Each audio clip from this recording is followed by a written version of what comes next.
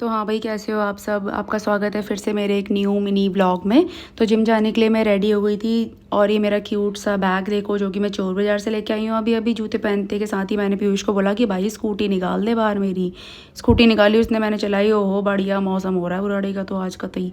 तो फिर मैं अपनी एक्सरसाइज करने लगी लेग्स की। तो मुझे लग रहा है कि मैं जल्दी किसी बढ़िया ट्रैक पे जाने वाली हूँ, इसलिए मैंने बहुत अच्छी अपना स्ट्रेचिंग करी पूरी लेग की, मज़ा ही आ गया।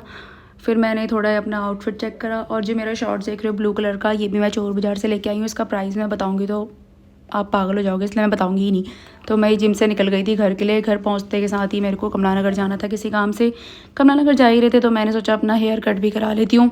हेयर कट कराते ही भैया ने मुझे सलमान खान बना दिया। घर पहुँचते पहुँचते भाई मैं लेट हो गई थी। पूरा बुराड़ी का मौसम भी ख़राब हो गया था। कज़न आ रखा था तो कज़न वज़न के साथ खाना खा के हम सोने की तैयारी में लग गए। भाई लाइक फॉलो कर दो। Bye guys, bye.